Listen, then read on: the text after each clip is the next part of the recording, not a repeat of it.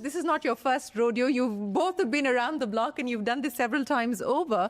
And I want to go back to the Flipkart days and the Flipkart Association, because I was telling Rahul before we started that in many ways, you know, what HUL is to sort of the legacy companies as the CEO factory, Flipkart kind of has done that for the digital ecosystem, has it not? And you're kind of part of that story in many ways. Flipkart, I think... over 100. People talk about the Flipkart mafia and all the startups that came about. I think you're part of the mafia. I'm saying, I don't think people understand. It's not just in Bangalore.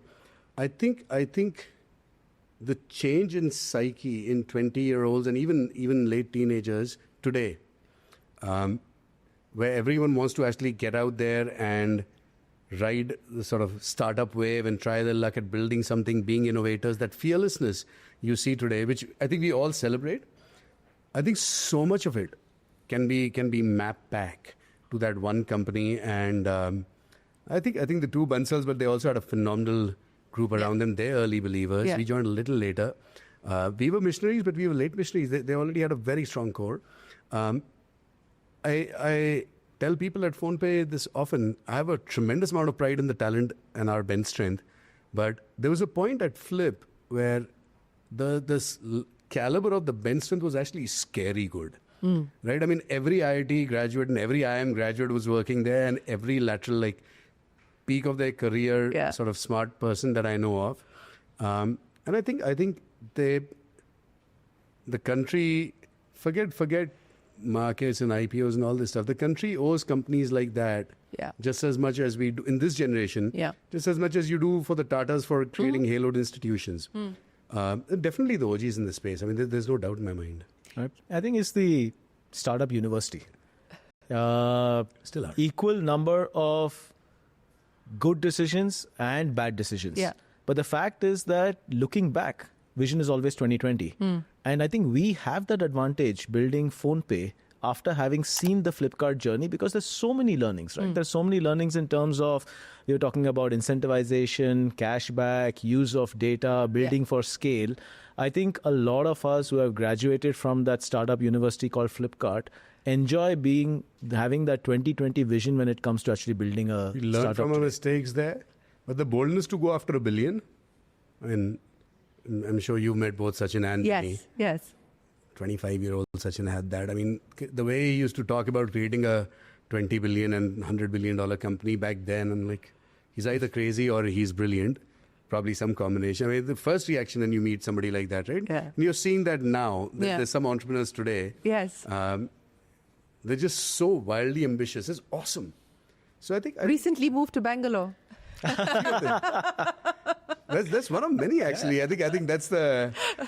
But like the one that moved to Bangalore, I think the world's their oyster, and I think we're all better off. And all power to them. Yeah.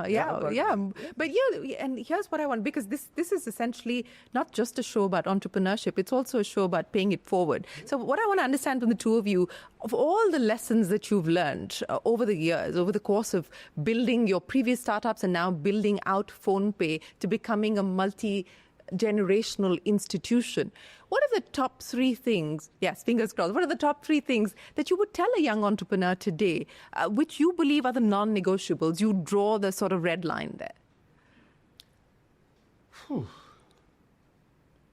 First-time entrepreneur? Yeah.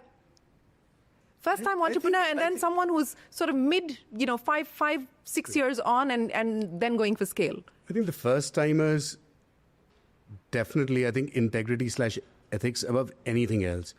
I think the second is,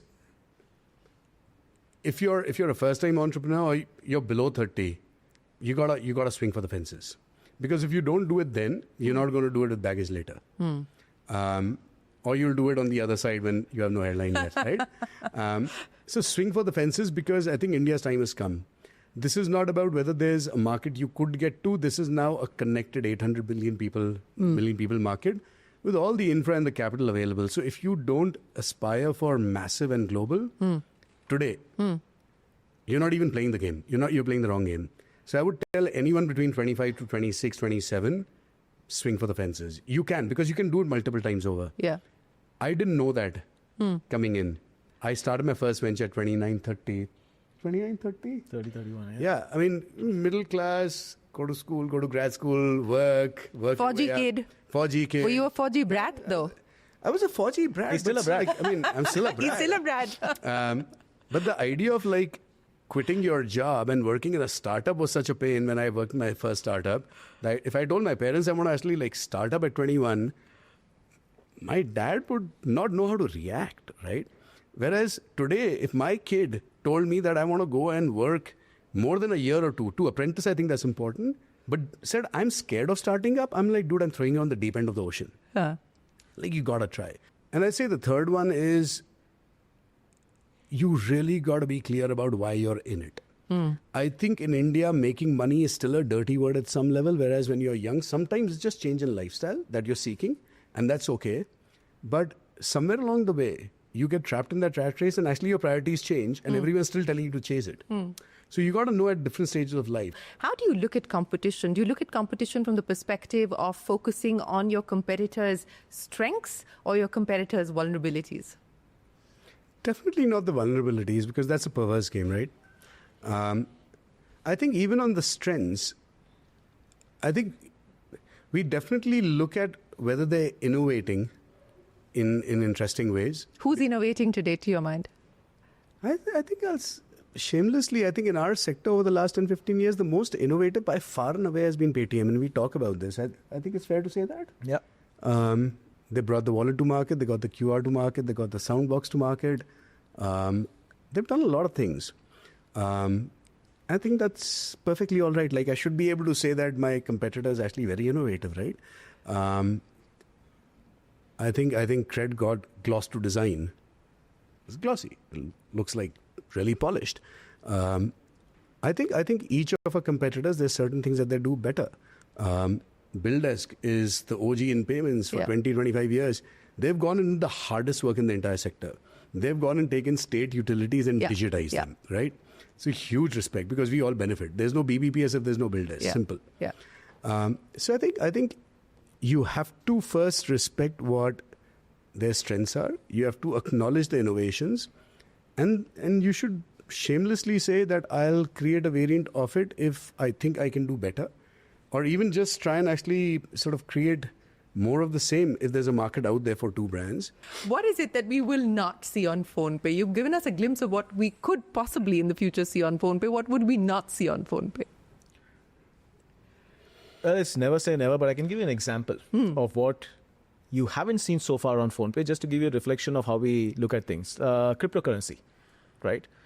There have been many times at which whether we create our own crypto, whether we distribute cryptocurrencies has come up. One of the things that the reason we've stayed away, apart from the fact that RBI has been very clear about their position on crypto, unequivocally, they hate it. But there's a legal representation of crypto that still allows it to operate and exist and trade. And be taxed. And be taxed, right? We believe that the way crypto has been positioned and interpreted by a large set of the population as being an investment vehicle, many times marketed as safe enough to actually put in and grow your money, putting something like that out on PhonePe at the scale that we've operated at would be just socially wrong, right? And that's why we've never actually taken a view that we would never put crypto out on PhonePe. What is the global ambition? Because I know it's made in India by Indians for India largely. It's an India first ethos, but do you have global ambitions? Absolutely. So today, Indians traveling to those UPI peer countries or partner countries can spend if they're traveling there. Yeah. We will definitely, for the core payments business, we will definitely venture out and start building operations in other markets.